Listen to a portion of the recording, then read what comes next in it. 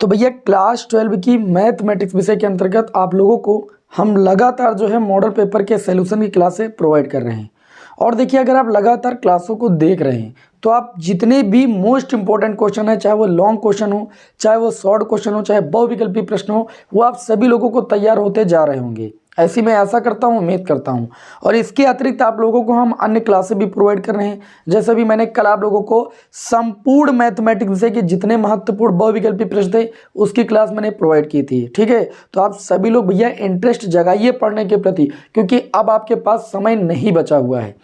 देखिए, मैंने आप लोगों को इसकी पिछली वाली क्लास में 2025 बोर्ड एग्जाम के लिए मॉडल प्रश्न पत्र सॉल्व कराना शुरू किया था। ठीक है, और मैंने आधा मॉडल प्रश्न पत्र सॉल्व करा दिया था। आज उसी पेपर का हमारा दूसरा भाग है और इसमें जितने आपके 5 और 8 नंबर वाले प्रश्न बचे हुए हैं, क्योंकि दूसरे भाग में यही आएंगे, तो इनको यहाँ पर हम सॉल्व कराने वाले हैं। और एक बात दिमाग में बैठा लीजिए, 5 नंबर वाले जो टोटल प्रश्नों की संख्या है वो होती है 10, मतलब 50 मार्क्स का मामला होता है। साथ ही में 8 नंबर वाले टोटल 3 प्रश्न होते हैं, यानी 24 मार्क्स का यहाँ से मामला होता है। ठीक है, हम अथवा वाले भी प्रश्न आपको यहाँ पर सॉल्व कराते हैं। तो आज की इस क्लास में अगर हम बात करें तो टोटल हम 74 नंबर कवर करने वाले हैं। तो भैया क्लास को अंत तक देखिएगा, और क्लास में जो विद्यार्थी जुड़ रहे हैं वो दोस्तों में ज़्यादा से ज़्यादा क्लास को शेयर करें, जिससे ज़्यादा से ज़्यादा विद्यार्थी हमसे जुड़ सकें। ठीक है, वो भी लाभ प्राप्त कर सकें। ठीक, अच्छा सोचेंगे तो आपका भी अच्छा ही होगा। तो क्लास को ज़्यादा से ज़्यादा शेयर कीजिए। चलिए हम स्टार्ट करते हैं आज की क्लास को बिना समय को लॉस किए हुए, है ना। तो देखिए, मैंने आप लोगों को कल जो है 5 के सभी खंड जो है सॉल्व करा दिए थे, क्वेश्चन नंबर 5 के। आज हम क्वेश्चन नंबर 6 के जितने प्रश्न हैं, फिर 7, 8, 9, है ना, सारे प्रश्नों को सॉल्व करेंगे। क्वेश्चन नंबर अगर 6 की बात करें तो 6 का पार्ट जो है वो कहता है कि रेखाओं, यहाँ पर 2 रेखाओं का समीकरण दिया गया है कि ये, और यहाँ पर जो है समीकरण दिया गया है ये कार्तीय रूप में दिया गया है। ओके, तो 2 रेखाओं के समीकरण दिए गए हैं और बोले गए हैं कि दोनों रेखाओं के बीच का कोण ज्ञात कीजिए। देखिए, जब 2 रेखाओं के कार्तीय समीकरण दिए जाए, ठीक है, तो देखिए हम आपको पहले सूत्र बता देते हैं। देखिए, अगर एक रेखा का समीकरण x माइनस x1 अपान में a1, y माइनस y1 अपान में b1 बराबर z माइनस z1 अपान में c1 दिया जाए, ठीक, तथा दूसरी रेखा का समीकरण कुछ इस तरीके से दिया जाए, x माइनस कितना भाई x2 अपान में a2, y माइनस y2 अपान में b2 और z माइनस z2 अपान में c2। तो ये जो a1, b1, c1, a2, b2, c2 ये होते हैं रेखाओं के द्विघानुपात।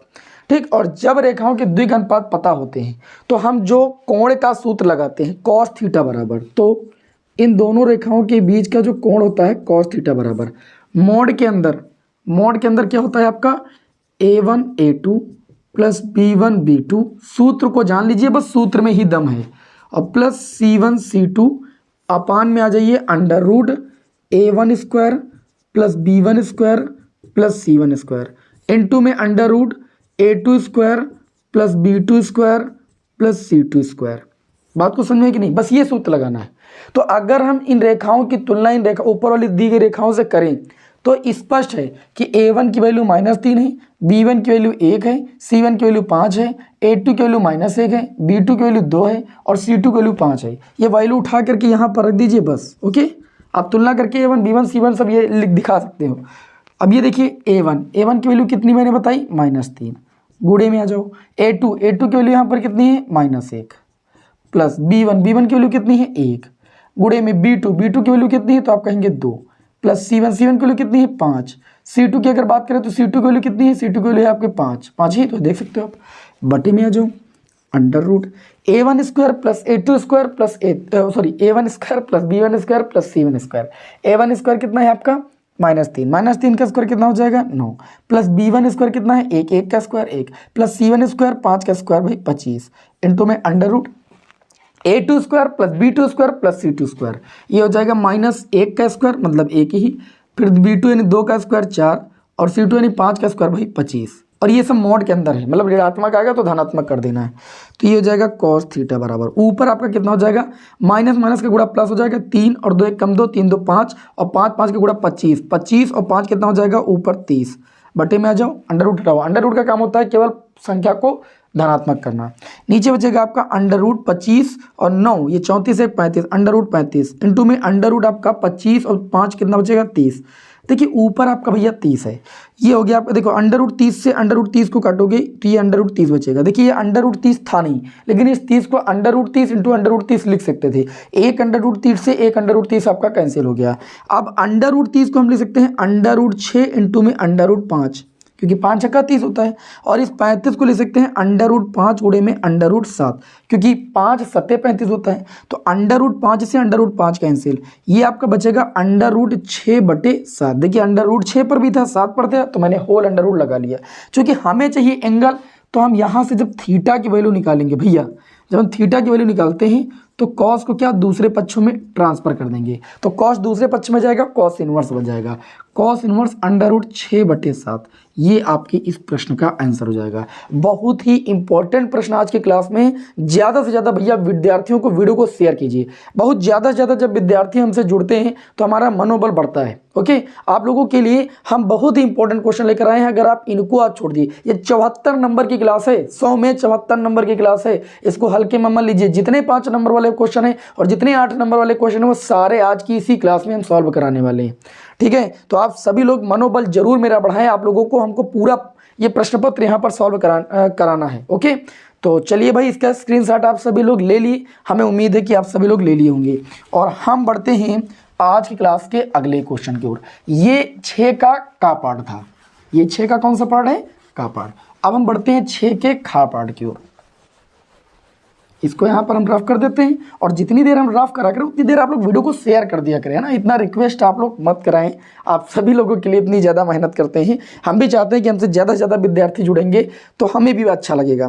देखिए यहाँ पर जो 6 का खा पार्ट दिया गया है, 6 का खा पार्ट, इसमें कहा गया है ये एक प्रायिकता का क्वेश्चन है और बढ़िया क्वेश्चन है। थोड़ा सा सोचना है बस। बोल रहे हैं कि एक थैले में 10 काली गेंदें हैं। देखिए अगर हम बात करें काली गेंदें, तो काली जो गेंदें दी हैं वो कितनी हैं, काली गेंदें, इसको नंबर ऑफ ब्लैक NB लिख सकते हैं, वो 10 हैं। ठीक है, उसके बाद कह रहे हैं कि सफ़ेद गेंदें कितनी हैं आपकी, 5 गेंदें। तो अगर हम बात करेंगे सफ़ेद गेंदों की, तो नंबर ऑफ वाइट हम ऐसा भी बोल सकते हैं, है ना। तो ये आपको दी गई है 5। अगर हम कुल गेंदों की बात करें, कुल गेंदें, तो कुल गेंदें हो जाएंगे 10 + 5 मिला के कितनी हो गई, 15 गेंदें। प्रश्न में ये कहा जा रहा है कि 2 गेंद हैं, 2 गेंदें एक के बाद एक निकाली जाती है, मतलब एक बार एक गेंद निकाली जाती है, फिर एक बार एक गेंद निकाली जाती है, 2 बार। पहली गेंद दूसरी गेंद के निकालने से पहले वापस नहीं रखी जाती।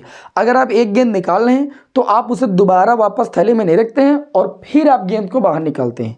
और ये कह रहे हैं कि मान लीजिए कि थैले में से प्रत्येक गेंद का निकलना संभाव्य है, और ये दोनों काले गेंद होने की क्या निकालना है, प्रायिकता निकालना है। सबसे पहले देखो, पहली काली गेंद निकालने की प्रायिकता, काली गेंद निकालने की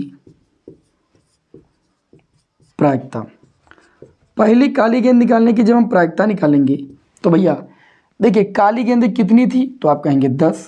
अनुकूल परिणाम बटे कुल परिणाम लगाते हैं ना, कुल परिणाम कितने होंगे, 15। अच्छा दूसरी, अब देखिए पहली निकाल चुके हैं, बात ये कह रहे हैं कि पहली काली निकाल चुके हैं, तो वह काली निकल आई है और उसके बाद उसको थैले में नहीं रखा गया, दोबारा फिर निकाला गया, तो काली ही निकल आई है, इस बात की प्रायिकता निकालना है। तो दूसरी काली गेंद निकाले जाने की प्रायिकता या निकालने की प्रायिकता, क्या निकालना भाई, निकालने की प्रायिकता। अब ये कितनी आ जाएगी, देखो अब आप मेरी बात समझिएगा। 10 काली गेंदें थी, एक आम निकाल चुके हो, उसको आप थैले में नहीं रख रहे हो, तो कितनी काली बची, 9। अनुकूल परिणाम कितने होंगे, 9। निकाल कितने में से रहे हो भैया, टोटल 15 थी, एक आम निकाल चुके हो, उसमें काली भी तो दी, तो अब टोटल कितनी बची, 14। तो अनुकूल परिणाम बटे कुल परिणाम होता कि नहीं। अब इन्होंने कहा है कि दोनों काले गेंद निकालने की प्रायिकता, दोनों के काले गेंद निकालने की प्रायिकता, काले गेंद निकालने की प्रायिकता। अभी ये पूरा प्रोसेस पूरा नहीं हुआ है, तो आधा आधा प्रोसेस हुआ है। तो दोनों के काले गेंद निकालने की जब प्रायिकता हम निकालेंगे तो दोनों का क्या करेंगे भाई, मल्टीप्लाई कर देंगे। यहाँ पर भी काली गेंद निकालने की प्रायिकता 10/15 और यहाँ पर कितना, 9/14। अब इसको काटेंगे भैया, 5 दूनी 10, 5 × 3 = 15, 3 × 1 = 3, 3 × 3 = 9, 2 × 1 = 2, 2 × 7 = 14। ये प्रायिकता आ जाएगी 3/7। प्रायिकता का मान कभी भी 1 से अधिक नहीं होता है। इस बात को आपको कक्षा 10 से पढ़ाया जा रहा है। आगे हम बढ़ेंगे गा पार्ट की ओर, 6 के गा पार्ट की ओर। ये सारे क्वेश्चन 5 नंबर में पूछे जाते हैं। बढ़े आगे अगले क्वेश्चन की ओर। ठीक है, देखिए जिन विद्यार्थियों को PDF वगैरह की ज़रूरत हुआ करे तो वो हमारे टेलीग्राम चैनल से जुड़ जाया करें। विद्यार्थी कमेंट करते रहते हैं कि सर PDF भेज दीजिए, जबकि प्रश्न स्क्रीन पर लगा देते हैं। ठीक है, और PDF की आवश्यकता हुआ करे तो आप हमारे टेलीग्राम चैनल पर सर्च कीजिए बालाजी स्टडी मोशन। ओके, और बालाजी स्टडी मोशन पर जैसे ही आप सर्च करेंगे वहाँ पर आपको उसकी PDF मिल जाएगी। मतलब सर्च करेंगे टेलीग्राम चैनल, ज्वाइन कर लीजिए, वहाँ पर PDF को मैंने पिन कर दिया है। ठीक, या फिर हमारी जो इंस्टा ID है उस पर आप सर्च कर लीजिए शिवम वर्मा, मैं बोले दे रहा हूँ 6696। ठीक, ये हमारी इंस्टा ID है, इस पर हमको फॉलो कर लीजिए और आप सभी लोग मैसेज कर दीजिए, जो भी आपको चाहिए वहाँ पर आपको मिल जाएगा। ठीक है, हाँ, इंस्टा ID से भी जुड़ सकते हैं, शिवम वर्मा 6696। ओके, चलिए भाई आगे देखते हैं अगले क्वेश्चन को। गा पार्ट लिखा है कि ब्योरो दो। ये देखिए आपका रैखिक प्रोग्रामिंग की समस्या है, और रैखिक प्रोग्रामिंग की समस्या एक नहीं 1000 बार बताई जा चुकी है। अभी ये मैं आपका अनसॉल्व पेपर का चौथा सेट सॉल्व करा रहा हूँ। 3 सेटों में भी मैंने आपको कई बार बताया है, साथ ही में आप प्रीवियस ईयर सेट देखेंगे या भी हमने 1 शॉट जो मैंने प्लेलिस्ट बनाई उसमें देख लीजिए। बार बार सेम प्रोसेस से क्वेश्चन करना है। तो हमने कह दिया था कि जैसे उसमें क्या कहते हैं रैखिक समीकरण निकाय आव्यूह, ए इनवर्स, ठीक, और ये क्या कहते हैं समघात अवकल समीकरण, रैखिक अवकल समीकरण, रैखिक प्रोग्रामन की समस्या, ये 5 क्वेश्चन एकदम निश्चित हैं, हर पेपर में आते हैं, तो इनको बार बार बताने की आवश्यकता नहीं है, तो इसे आप कर लीजिएगा। आगे बढ़ते हैं, अगला जो क्वेश्चन होगा वो हमारा घा पार्ट। ये बढ़िया क्वेश्चन है, इसको देखते हैं। घा पार्ट में दिया गया है कि दर्शाइए, एक सदिश दिया गया है 2i कैप, इसको वेक्टर ए मान लीजिए, है ना, 2i कैप माइनस जे कैप और प्लस के कैप दिया गया है। एक सदिश वेक्टर बी बराबर आपको दिया गया है, कितना दिया गया है, i cap minus 3j cap और माइनस 5k कैप। और एक सदिश वेक्टर सी कैप बराबर आपको दिया गया है, कितना दिया गया है, 3i कैप माइनस का 4j कैप और माइनस का 4k कैप। ये आपको 3 सदिश दिए गए हैं, ये आपको ध्यान रखना है कि सवाल गलत ना होने पाए। 2i कैप माइनस जे कैप प्लस k कैप। दूसरा सदिश जो दिया गया उसको वेक्टर बी मैंने मान लिया है, i cap minus 3j cap minus 5k cap. एक सदिश और दिया गया उसको मैंने सी कैप मान लिया है, 3i cap minus 4j cap minus का 4k कैप। मान लीजिए कि एक त्रिभुज के ये शीर्ष हैं, अब आपको सिद्ध करना है कि एक समकोण त्रिभुज के शीर्ष हैं। अगर ये समकोण त्रिभुज के शीर्ष होंगे तो जाहिर सी बात है समकोण त्रिभुज में क्या लगती है, पाइथागोरस प्रमेय लगती है। कर्ण का स्क्वायर बराबर लंब का स्क्वायर प्लस आधार का स्क्वायर, अगर ये चीज फॉलो करती है तो सीधी सी बात ये समकोण त्रिभुज के शीर्ष माने जाएंगे। सबसे पहले मान लीजिए हम समकोण त्रिभुज की भुजा निकाले हैं वेक्टर ए बी के जब मान निकालेंगे तो जब ए बी का मान निकालते हैं तो वेक्टर बी से ए को घटा करके निकालते हैं। ये b से a को घटाएंगे तो i वाले से i घटाएंगे, जब i से 2i घटाएंगे तो ये माइनस का i कैप हो जाएगा। माइनस 3j से इसको घटाएंगे तो ये देखिए माइनस 3j और इसको घटाएंगे प्लस का j हो जाएगा। ठीक है, तो माइनस 3j से प्लस j जाएगा तो ये माइनस का 2j कैप हो जाएगा। माइनस 5k से इसको घटाएंगे तो माइनस का 6k कैप हो जाएगा। अब इसका परिमाण भी इसी वक्त आप निकाल लीजिए, क्योंकि हमको तो चाहिए परिमाण। जब परिमाण निकालते हैं तो हम जानते हैं सूत्र लगाते हैं under root a square plus b square plus c square.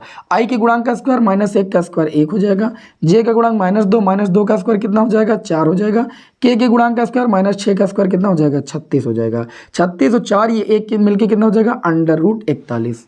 इसी तरीके से आपको इस त्रिभुज की भुजा कौन सी निकालनी है, BC निकालनी। जब BC निकालोगे तो वेक्टर C से A को घटा करके निकालोगे। C यहाँ पर है, C से आपको किसको BC, C से B को घटाना है, C से किसको घटाना है B को। तो देखिए C यहाँ है B यहाँ है, तो 3i से i घटाओगे तो ये बचेगा 2i कैप, और माइनस 4j से इसको घटाओगे तो ये प्लस का हो जाएगा, ये माइनस का j कैप बचेगा। देखिए माइनस 4j से प्लस का 3j घटाना तो माइनस का j कैप बचेगा। माइनस 4k से घटाना है 5k तो ये प्लस का 5k हो जाएगा, और प्लस 5k माइनस 4k मिलके प्लस का k कैप बचेगा। अब जब आप BC का मॉड निकालोगे, BC का क्या निकालोगे मॉड, तो जब मॉड निकालोगे तो ये मॉड कैसे निकाला जाता है, मैंने क्या बताया कि किसी भी सदिश का मॉड निकालने के लिए i के गुणांक का वर्ग j के गुणांक का वर्ग प्लस k के गुणांक के वर्ग को जोड़ देते हैं, उसका अंडर रूट निकाल लेते हैं। i का गुणांक 2 का स्क्वायर 4 और j का गुणांक माइनस 1 का स्क्वायर 1, k का गुणांक 1, ये आ जाएगा अंडर रूट 6। 4 1 5 1 6। इसी तरीके से तीसरी भुजा निकालेंगे CA तथा क्या निकालेंगे CA वेक्टर। जब CA निकालेंगे तो वेक्टर A से किसको घटाएंगे, वेक्टर C को घटाएंगे। बात समझ में आ रही। वेक्टर ए से सी को घटाएंगे भाई, ए लास्ट में पड़ा, ए से सी को घटाएंगे, ए यहाँ है, ए से सी को घटाएंगे, 2i से 3j घटाएंगे तो माइनस का i कैप हो जाएगा, 2i से 3i घटाएंगे, माइनस जे से 4j घटाएंगे, प्लस का 4j हो जाएगा, प्लस 4j से एक आपका आ जाएगा तो प्लस का 3j बचेगा। अच्छा, इससे जब इसको घटाएंगे तो प्लस का हो जाएगा, ये प्लस का 5k हो जाएगा। जब हम यहाँ पर सी ए वेक्टर का मॉड निकालेंगे तो अंडर रूट आई के गुणांक का स्क्वायर, आई का गुणांक -1 का स्क्वायर प्लस 1, जे 3 का स्क्वायर 9 और 5 का स्क्वायर 25, 25 9 ये अंडर रूट कितना आ जाएगा 35। अब चूंकि यहाँ पर हम एक चीज़ देख रहे हैं कि अगर हम ए बी का स्क्वायर करें और बी सी का स्क्वायर प्लस सी ए का स्क्वायर जोड़ दे तो ये आपस में बराबर आ रहा है। कैसे? ए बी का square under root 41, under root 41 का स्क्वायर करेंगे 41, बी सी का मान अंडर रूट 6 का स्क्वायर 6 और सी ए का स्क्वायर कितना आ रहा है, सी ए का स्क्वायर अंडर रूट 35, 35 का अंडर रूट 35, ये 41 बराबर 41। ये जो क्या चीज़ है, ये पाइथागोरस प्रमेय का पालन हो रहा है। अतः हम ये कह सकते हैं कि ये तीनों शीर्ष एक समकोण त्रिभुज को निरूपित करते हैं, ये एक समकोण त्रिभुज के शीर्ष हैं। सिंपल था क्वेश्चन, बहुत ही सिंपल था। तो चलिए भाई, इसका आप स्क्रीनशॉट ले सकते हैं इस प्रश्न का। मतलब आपको क्या करना है, टाइप तैयार करना है। आपको क्या करना है, टाइप तैयार करना है। ये मत सोचिए कि हम पेपर सॉल्व करा रहे हैं, बस सॉल्व हो गया छुट्टी, ठीक है। आप ये सोचिए कि आपको ये टाइप तैयार हुआ कि नहीं हुआ। ऐसा प्रश्न आता है तो आप लगा लेते हैं कि नहीं लगा लेते हैं। इस बात को समझते हुए क्लास का कीजिए, ज़्यादा लाभ मिलेगा आपको, ठीक है। तो चलिए भाई, इस तरीके से अगर देखा जाए तो ये हमारा घा पार्ट सॉल्व होता है। अब हम बढ़ेंगे घा के बाद अंगा पार्ट की ओर। अंगा पार्ट में जो क्वेश्चन दिया गया है बहुत ही गजब का क्वेश्चन है। ये समघात अवकल क्या कहते हैं, अवकल समीकरण का। देखिए, अवकल समीकरण से जो भी क्वेश्चन आता है मैं आपको बता दूं, हमेशा है तो समघात अवकल समीकरण से या तो रैखिक अवकल समीकरण से आता है। तो तैयार कर लीजिए, यहाँ पर समघात अवकल समीकरण का है, लेकिन चूंकि प्रश्न में ये कहा गया कि विशिष्ट छल ज्ञात कीजिए, तो विशिष्ट छल को थोड़ा सा समझा देते हैं। विशिष्ट छल में बाद में आपको वैल्यू रख करके जो आपका अचर वैल्यू होता है उसकी वैल्यू निकाल करके फिर समीकरण में पुट करना होता है, बस इतना काम करना, बाकी सेम प्रोसेस। अब इसमें इन्होंने क्या कहा कि एक अवकल समीकरण है, अंगा पार्ट में एक अवकल समीकरण है। ये अवकल समीकरण दी गई है x + y और यहाँ पर दिया गया है dy और प्लस का दिया गया है x - y और इनटू में दिया गया है dx बराबर कितना दिया गया है 0। बात समझ में? ये आपको एक अवकल समीकरण दी गई। और मैंने आपको ये भी पिछली क्लास में ही बताया कि कैसे चेक करेंगे कि फलन समघात है या नहीं, मतलब समघात अवकल समीकरण है या नहीं, कैसे चेक करेंगे। हमने कहा था जहाँ x है वहाँ पर लैम्डा x रख देना, जहाँ पर y है वहाँ पर लैम्डा y रख देना, और अगर हम f lambda x lambda y की वैल्यू निकालते हैं वो fx के बराबर आ जाए, पुनः वही चीज़ आ जाए, तो इसका मतलब जो फलन होता है वह समघात फलन कहलाता है, ठीक। और समघात फलन में y बराबर vx मान करके हम क्या करते हैं, आगे का हल करते हैं। देखिए यहाँ पर हम क्या करेंगे, इसको ऐसे लिख सकते हैं x + y, step by step देखिएगा, हम रुकेंगे नहीं, इसको उधर ले जाएंगे माइनस का x - y और ये dx हो जाएगा। ये आपका हो जाएगा dy/dx माइनस x - y अपान में कितना हो जाएगा x + y। चूंकि समघात अवकल समीकरण आप देख पा रहे हो x और y की घात और नीचे भी x y की घात, ठीक। तो हम क्या करेंगे, समघात अवकल समीकरण में हम मानते हैं, माना y बराबर vx, फिर इसका अवकलन करते हैं तो dy/dx बराबर फर्स्ट छूटता है, सेकंड का अवकलन 1 हो जाएगा, फिर सेकंड छूटेगा v का x के सापेक्ष अवकलन dv/dx। ये वैल्यू यहाँ पर पुटअप करेंगे तो d/dx के स्थान पर हो जाएगा v + x dv/dx बराबर, देखिए माइनस ये हो जाएगा x माइनस का y बराबर हमने कहा कितना रखना है, y बराबर vx, तो vx रख दिया, बटे में आ जाओ x प्लस ये कितना हो जाएगा vx, तो ये हो जाएगा v प्लस का x dv/dx बराबर।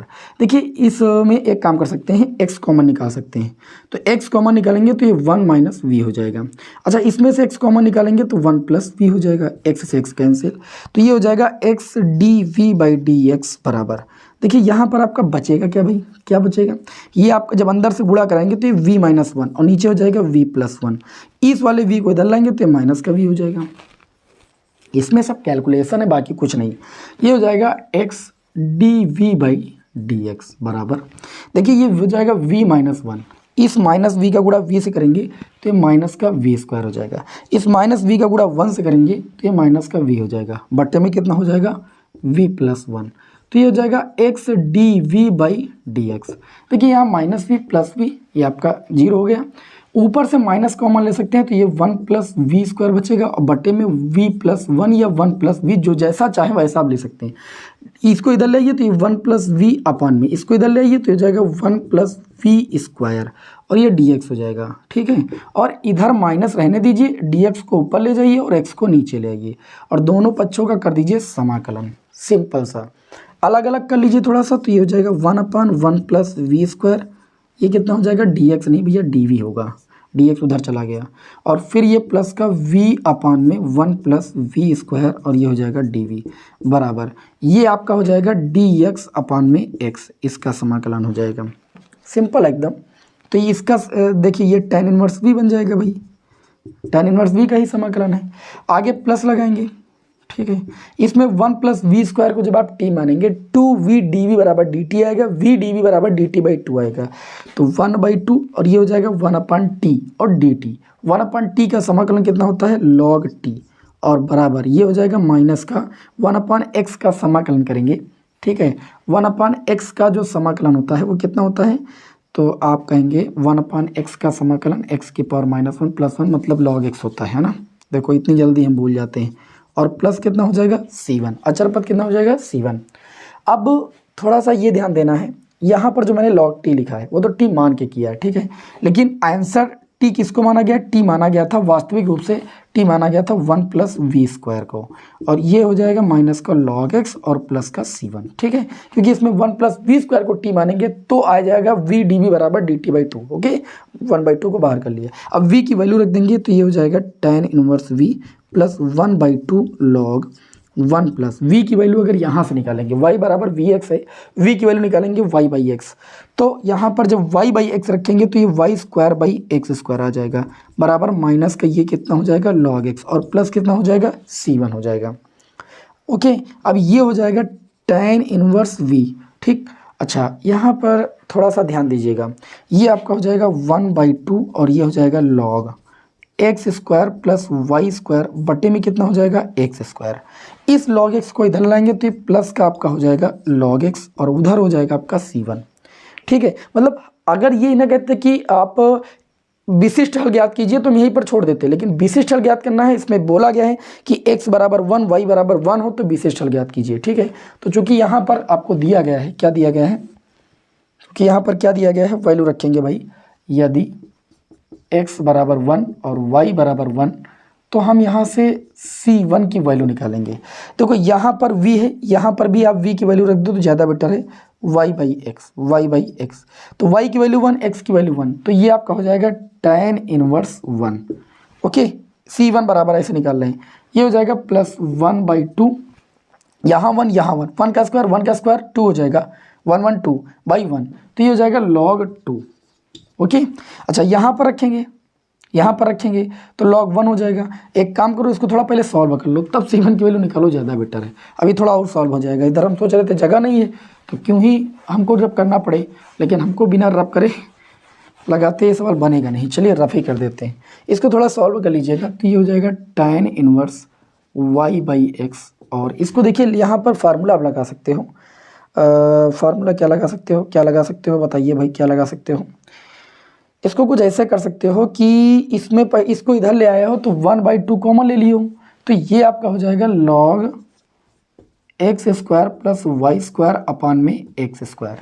और जब 1/2 इन दोनों में ज़बरदस्ती आप कॉमन लोगे तो यहाँ से 1/2 मिल जाएगा, यहाँ नहीं मिलेगा तो यहाँ पर 2 आ जाएगा गुणे में, 2 log x और बराबर उधर कितना c1, तो इसको आप ले सकते हो tan इनवर्स y/x और प्लस 1/2। अब फार्मूला इसको ऐसे लगा सकते हो, देखो 1/2 log ये हो जाएगा x square plus y square बटे में एक्स स्क्वायर, और इसको आप ले सकते हो प्लस। अब उधर पूरा रफ ही कर देते हैं, ठीक है, क्योंकि जगह हमारे पास बहुत कम है। देखिए भाई, देखिए ये आपका कितना हो जाएगा, ये आपका हो जाएगा log, ये देखिए 2 log x था, इसको log x स्क्वायर लिखा जा सकता है। किस प्रॉपर्टी से, लॉगरिथमिक की प्रॉपर्टी से। जो ये 2 है ये इधर चला जाएगा, log की प्रॉपर्टी होती है ना। अब ये हो जाएगा tan इनवर्स y/x प्लस 1/2, यहाँ पर अब हम फिर एक लॉग की प्रॉपर्टी लगाएंगे, log M plus log N. तो ये हो जाएगा लॉग एम यानी x square plus y square बटे में एक्स स्क्वायर इंटू में एन के स्थान पर एक्स स्क्वायर बराबर C1। एक्स स्क्वायर से एक्स स्क्वायर कैंसिल। अब ये आ गया tan inverse y by x plus 1/2 log x square plus y square बराबर C1। अच्छा, ये हल माना जाता, लेकिन कब? जब ये कहते कि विशिष्ट हल ज्ञात ना करो, ठीक है, तब ये हल माना जाता है। लेकिन उन्होंने कहा है कि यदि x बराबर 1 y बराबर 1, ठीक, तो चलिए x बराबर 1 y बराबर 1 रखेंगे तो C1 बराबर कितना आएगा? ये tan इनवर्स 1 हो जाएगा, क्योंकि y के स्थान पर भी 1, x के स्थान पर भी 1। यहाँ 1 1 रखोगे तो ये हो जाएगा 1/2, कितना हो जाएगा? log 2, ये तो हो जाएगा। अच्छा, क्या हम कुछ छोड़ के चले आए हैं क्या भाई? क्या कुछ छोड़ के हम चले आए हैं? हमको वैसे लगता तो नहीं है कुछ छोड़ के चले आए हैं। कोई दिक्कत नहीं, कुछ गड़बड़ होगा तो देखा जाएगा, जो होगा देखा जाएगा। C1 बराबर, देखिए tan इनवर्स 1 की वैल्यू होती है π/4, तो tan इनवर्स tan π/4 हो जाएगा। अब प्लस कितना हो जाएगा? 1/2, और ये हो जाएगा log 2। क्लियर हुई इतनी बात? क्लियर तो हो ही गई होगी। अब इस C1 की वैल्यू को रख देंगे, तब ये जो C1 की वैल्यू उठा के यहाँ पर रख दो, ये हो जाएगा tan inverse y by x plus 1/2 log x square plus y square बराबर C1 की वैल्यू जो है उठा के रख दो बस, π/4 प्लस 1/2 लॉग 2। ये थोड़ा और भी सॉल्व हो सकता है, इसका 2 से इधर से मल्टीप्लाई करा दूँ तो ये जाएगा 2 tan inverse y by x plus log x square plus y square. अब ये पूरे के बट्टे में 2 हो जाएगा, और उधर से 1/2 कॉमन ले लोगे तो ये π/2 और प्लस का log 2 हो जाएगा। 2 से 2 कैंसिल, आंसर आ जाएगा 2 tan inverse y by x plus log x square plus y square equal to π/2 plus log 2। मैंने सोचा कि पूरा उत्तरमाला मिलवा ही दे आपको, क्यों आपके दिमाग में कोई ऐसा संशय रहे कि उत्तरमाला में कुछ और आ रहा है और सर आपका कुछ और आ रहा है। ठीक, ये दिमाग में संशय ना चले, इसीलिए मैंने ये पूरा उत्तर आपका मिलवा दिया है। तो ये ऐसे प्रश्न होते हैं जब देखिए विशिष्ट हल ज्ञात करने के लिए बोला जाएगा, तो विशिष्ट हल में आपको वैल्यू रख करके, ठीक है, जो अचर पद है उसकी वैल्यू निकाल लेना है। समझ नहीं बात? अचर पद की वैल्यू निकाल करके और फिर रख देना, बस विशिष्ट हल हो जाएगा, कोई नई बात नहीं बोली जा रही। तो इस तरीके से ये समघात अवकल समीकरण का जो बड़ा वाला क्वेश्चन, ये 8 नंबर में भी पूछा जा सकता है। ऐसा नहीं कि 5 नंबर में पूछा गया तो कभी 8 नंबर में नहीं पूछा जाएगा, ये 8 नंबर में भी पूछे जाने के लायक है। तो उम्मीद करता हूँ कि जो विद्यार्थी लगातार इस क्वेश्चन को देख रहे थे उनको ये समझ में आ गया होगा। चलिए भाई, अब हम समय को लॉस नहीं करेंगे, अब हम बढ़ेंगे 8 नंबर वाले क्वेश्चन की ओर, है ना। और ये क्वेश्चन पेपर जो थोड़ा सा लेंथी था, ठीक है, लेंथी था मतलब बड़ा था, जिस हिसाब से समय होना चाहिए उस हिसाब से इतना बड़ा नहीं होना चाहिए। आगे देखिए, अब 7 का जो का पार्ट दिया गया है, इसमें जो है वो है कह रहा है कि समीकरण निकाय को आव्यूह से हल कीजिए। कई बार क्वेश्चन रिपीट हो चुका है और मैं बार बार बता चुका हूँ कई बार सेटों में।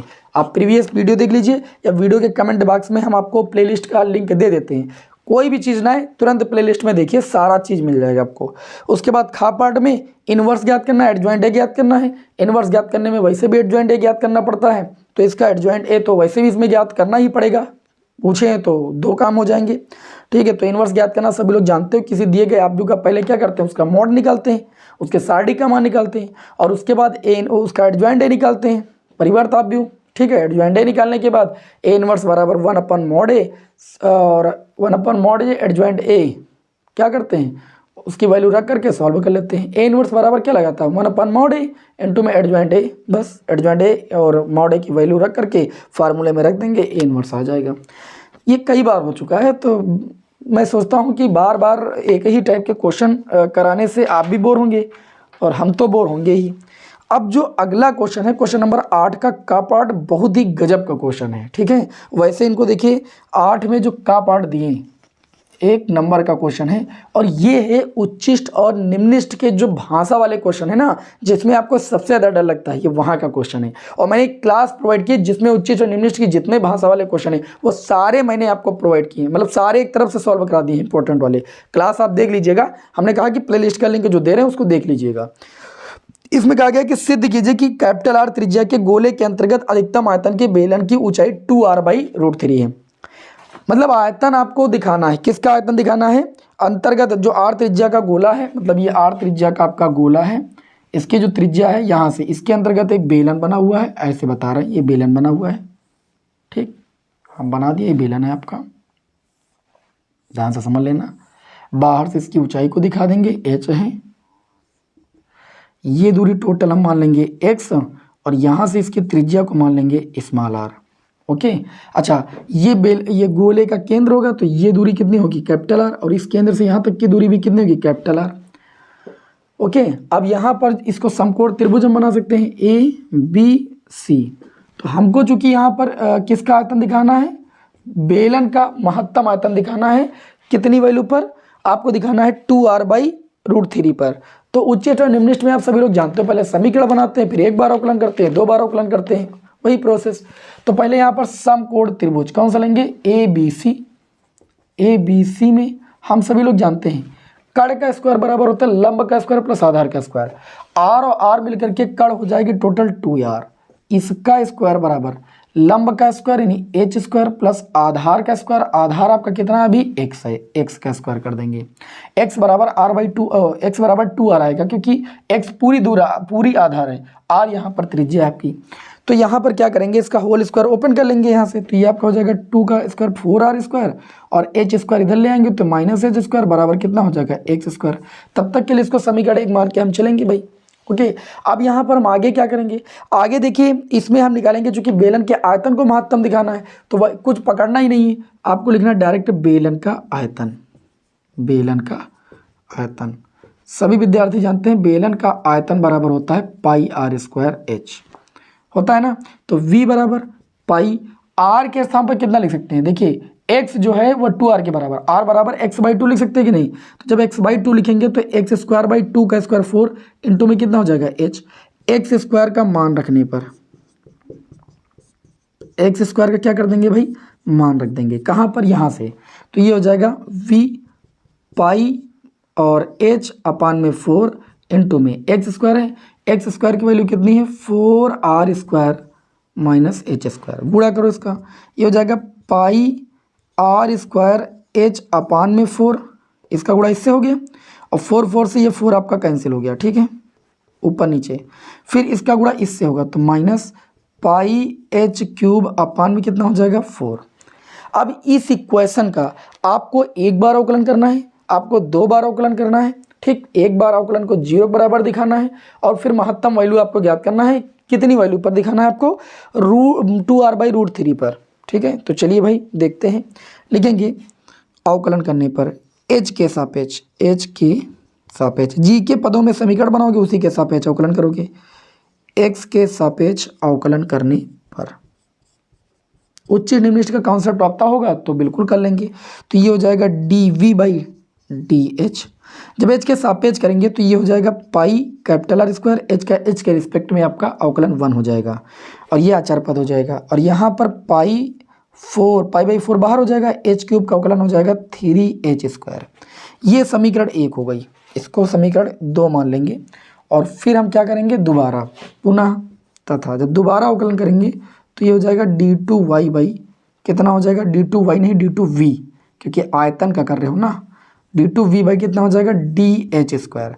जब दोबारा अवकलन करोगे तो देखो पाई r स्क्वायर अचर पद पूरा हो गया, क्योंकि h के सापेक्ष कर रहे हो तो इसका अवकलन 0 हो जाएगा, और जब इसका करोगे तो ये आपका देखिए 3π/4 बचा, ये h स्क्वायर का अवकलन कितना हो जाएगा 2h हो जाएगा, 2 से इसको काटोगे तो ये आपका हो जाएगा 3πh कितना हो जाएगा 2। तो d2v/dh स्क्वायर की वैल्यू ये आ गई, इसको आप समीकरण 3 मान लेंगे। उच्चिष्ट और निम्निष्ट के लिए आप सभी को पता है, उच्चतम और निम्नतम मान के लिए उच्चिष्ट तथा निम्निष्ट के लिए, उच्चिष्ट और निम्निष्ट के लिए हम क्या करते हैं, जो एक बार अवकलन करते हैं उसको 0 बराबर दिखाते हैं। तो एक बार अवकलन कहाँ पर किए हैं, D V by D H, इसको हम 0 के बराबर दिखाएंगे। तो ये आपका है पाई कैपिटल आर स्क्वायर और प्लस का पाई 3 पाई एच स्क्वायर, देखिए 3 पाई एच स्क्वायर बाई 4 बराबर कितना 0, इतना दिखा देंगे। यहाँ से हम वैल्यू निकाल लेंगे, किसकी वैल्यू निकाल लेंगे, यहाँ से हम h की वैल्यू निकाल लेंगे। तो चलिए भाई देखते हैं इसको क्या करेंगे हम। यहाँ से हम इसको ऐसा कुछ लिख सकते हैं, h को रोकिए बाकी को पक्षांतर कीजिए, ऐसे काम चलने वाला नहीं है। अच्छा कुछ मिस्टेक हुआ, देखिए यहाँ पर माइनस का था, ये प्लस बन गया है भूल से, इसको आप माइनस कर लीजिए, हमको कुछ डाउट लगा यहाँ पर है ना, तो ये माइनस का चिन्ह है भाई। और इसको उधर ले जाएंगे तो ये 3 पाई एच स्क्वायर बाई 4 और ये दूसरे पक्ष में जाएगा, अब ये पॉजिटिव हो जाएगा पाई आर स्क्वायर, पाई से pi cancel, okay. H square बराबर 4 कैपिटल आर स्क्वायर बाई कितना आ जाएगा 3, तो h बराबर आ जाएगा √4 कैपिटल आर स्क्वायर बाई 3, तो h बराबर आ जाएगा 4 का √2, आर स्क्वायर का √r और बट्टे में कितना √3। अब इस वैल्यू पर जो हमने द्वितीय बार अवकलन किया है उसका वैल्यू निकालेंगे, तो h बराबर 2r बाई √3 पर वैल्यू किसकी निकालेंगे, जो दोबारा अवकलन की d2v by D H square की। चूंकि d2v by D H square की वैल्यू आप देखिए कितनी आई है, इतनी आई है 3 पाई एच बाई √2। जब h की ये वैल्यू यहाँ पर रखेंगे के ओके ओके ओके, यहाँ पर देखिए माइनस का आएगा, इसको सही कर लीजिए है ना, ये माइनस का चिन्ह था तो माइनस के साथ आएगा, तो चूंकि ये पहले से ऋणात्मक है। अच्छा इसमें जब h की वैल्यू हम रखेंगे तब भी ये संख्या कुल रूप से रहेगी ऋणात्मक, हमको धनात्मक और ऋणात्मक चिन्ह से मतलब है। तो d2v by D H square की वैल्यू जो आएगी वह जो भी आएगी एक ऋणात्मक वैल्यू आएगी, और ऋणात्मक वैल्यू ये चीज़ शो करती है कि इस दी गई वैल्यू पर ये जो आयतन हमने दिखाया है d2v by D H square ये ऋणात्मक है, मतलब उच्चिष्ट है। तो हमको यही चीज़ दिखाना था कि h बराबर 2r बाई 3 पर, अतः h बराबर 2r बाई √3 पर जो बेलन का आयतन है, r त्रिज्या के अंतर्गत बेलन का आयतन क्या है, अधिकतम है। प्रश्न में ये कहा गया था कि सिद्ध करो कि कैपिटल आर त्रिज्या में जो आपका बेलन बन रहा है उसका आयतन h बराबर 2r बाई √3 पर क्या है, उच्चतम है, अधिकतम है, जो चीज़ आपकी शो हो चुकी है। आप इसका स्क्रीनशॉट ले सकते हो, बहुत ही गजब का क्वेश्चन था, 8 नंबर में ये आपके आता है।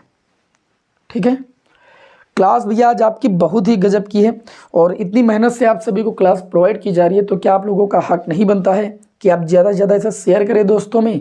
देखिए संख्या कम हो जाती है तो उतना मन नहीं लगता है, इसीलिए मैं आप सभी लोगों से एक बार पुनः कहना चाहूँगा कि ज़्यादा से ज़्यादा भाई क्लास को शेयर कीजिए। ठीक है, ज़्यादा से ज़्यादा दोस्त आपके हमसे जुड़ सकें तो हमें बहुत ज़्यादा अच्छा लगेगा। चलिए इसको हम रफ करते हैं, समय आपका हो चुका है और अब हम बढ़ेंगे 8 नंबर के अगले क्वेश्चन की ओर। इसमें देखिए खा पार्ट दिया गया है, ये का पार्ट था 8वें का पार्ट। अब हम खा पार्ट की ओर बढ़ते हैं। ये बढ़िया क्वेश्चन था कि नहीं था बताइए भाई। और ये मैंने एक क्लास ली है जिसमें जितने ये लैंग्वेज वाले प्रश्न हैं उसमें सारे लैंग्वेज वाले प्रश्नों को मैंने सॉल्व करा दिया है। ओके चलिए भाई उस क्लास को आप देख लीजिए और उसी क्लास से एक लैंग्वेज वाला प्रश्न हर साल आ जाता है।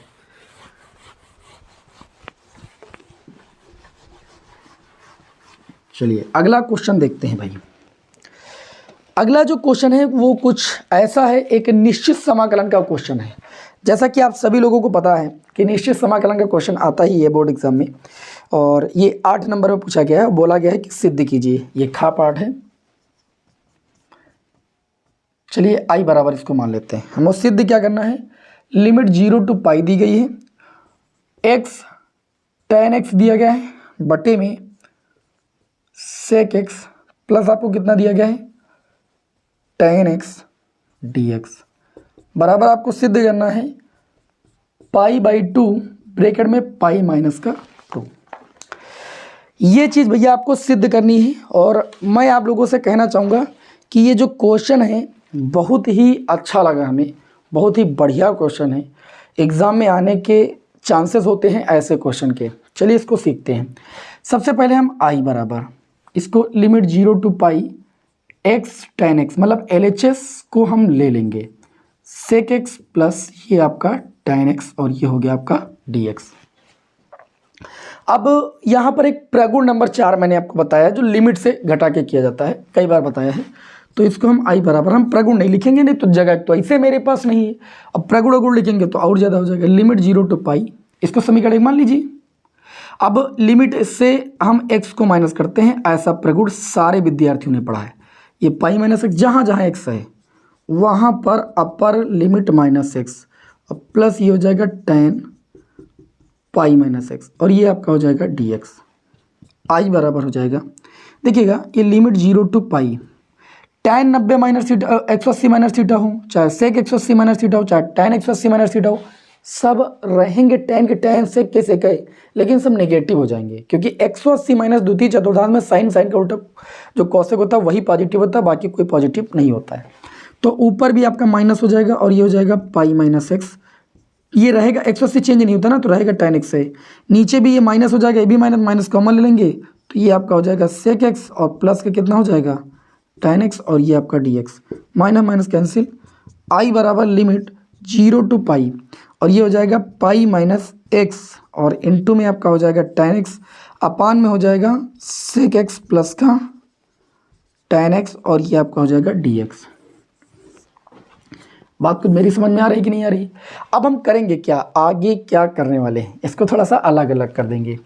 तो ये आई बराबर आपका कितना आ जाएगा, देखिए भाई, ये हो जाएगा लिमिट 0 टू पाई, और ये आपका हो जाएगा पाई tan x अपान में सेक एक्स माइनस का tan x, और ये हो जाएगा dx।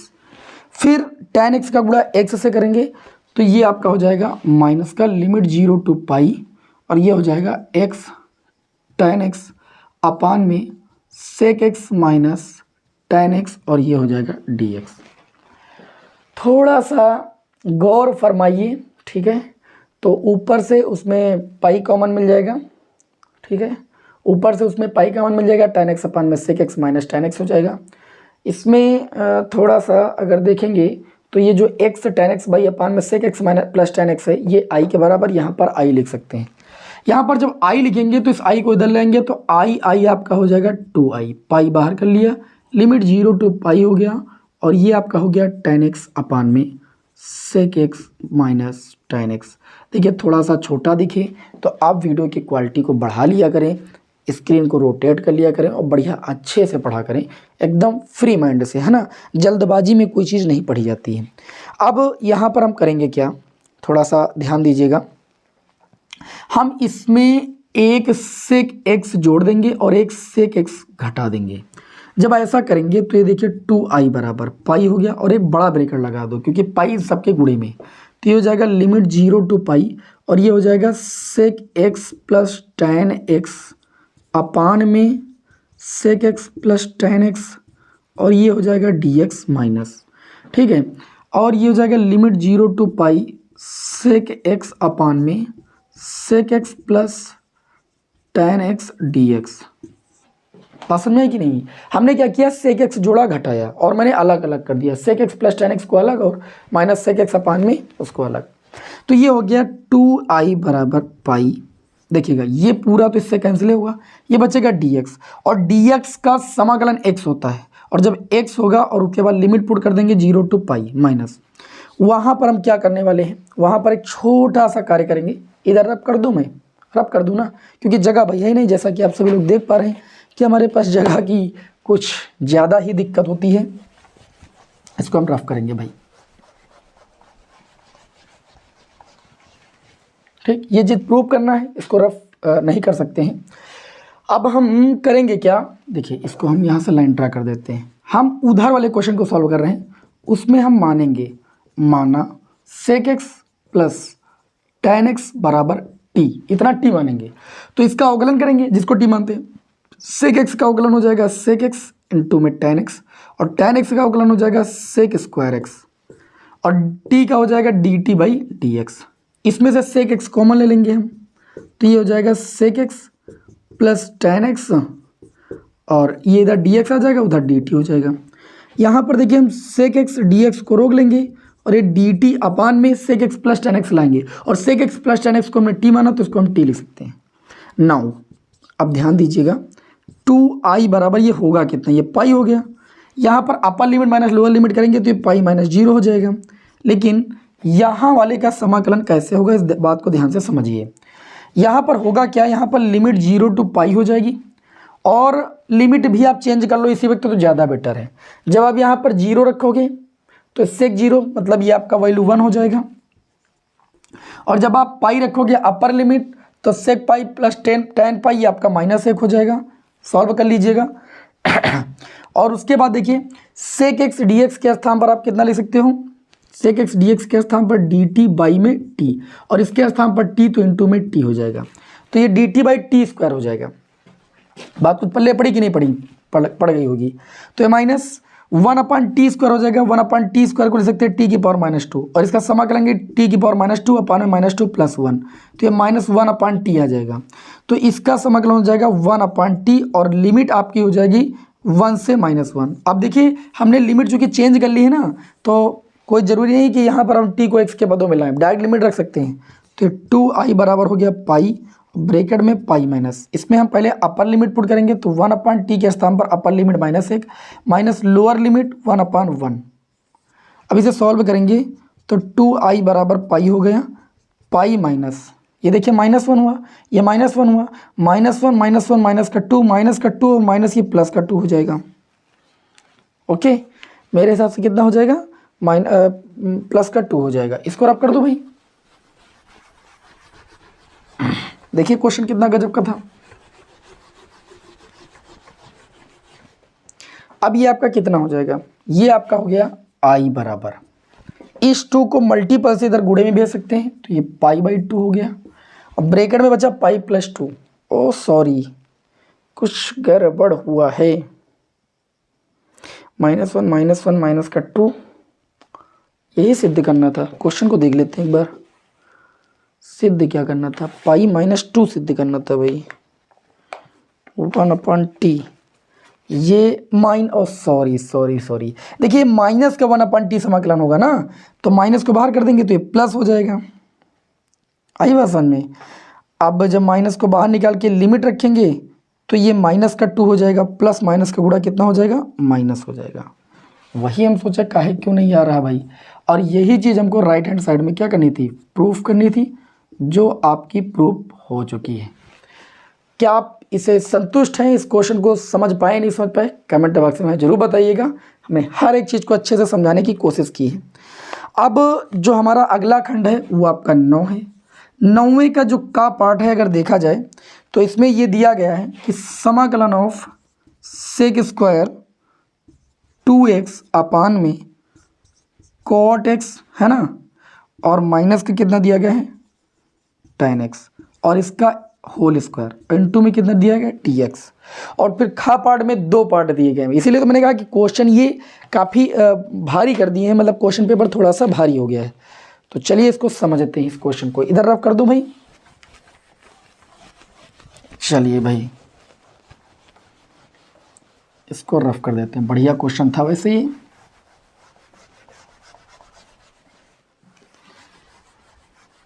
और जो चीज़ हमें सिद्ध करनी है उसको चलिए करते हैं। 9वें का पार्ट, i बराबर लिख लेंगे समाकलन of sec square 2x upon में cot x minus tan x, इसका होल स्क्वायर, और ये हो जाएगा dx। कुछ स्टेप हमें डायरेक्ट करने पड़ सकते हैं, तो ध्यान से समझिएगा।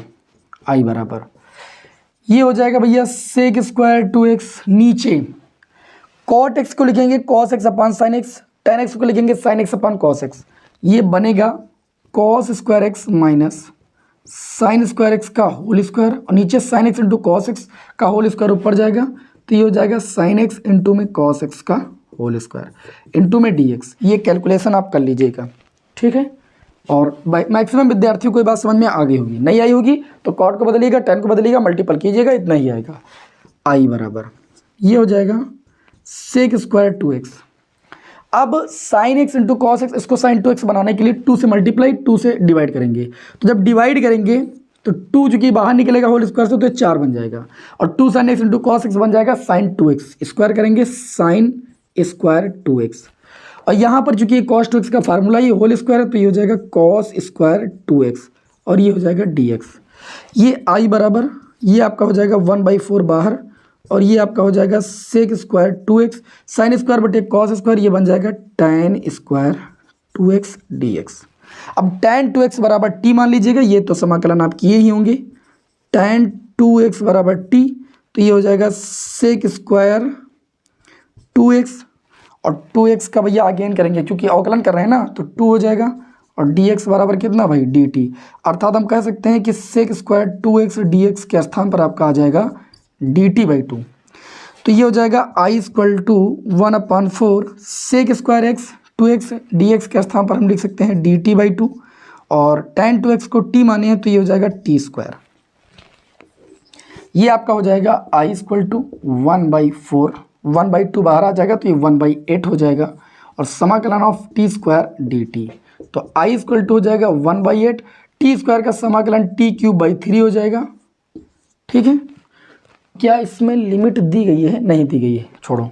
तो ये i इक्वल टू हो जाएगा 1/8 और t³ t किसको माना है? tan x को माना है, तो ये tan³ 2x + c, ये आपके इस क्वेश्चन का राइट आंसर हो जाएगा। चलिए भाई आगे बढ़ते हैं और अगला जो क्वेश्चन दिया गया है 9 का खा पार्ट, इसमें देखिए दीर्घवृत्त वाला है से घिरे भाग का क्षेत्रफल समाकलन के अनुप्रयोग का। प्रीवियस क्वेश्चन में मैं आपको प्रीवियस ईयर के जो पेपर मैंने सॉल्व कराए इसके पहले वाले, उसमें ये 1-2 बार क्वेश्चन सॉल्व करा चुके हैं। ठीक है, और ये जो अगला खा का जो दूसरा पार्ट है इसको देख लेते हैं। ये अवकलन का बहुत ही प्यारा सा क्वेश्चन है। y इक्वल टू दिया गया है 500 और e⁻7x प्लस लगा हुआ है 600 e⁻−7x।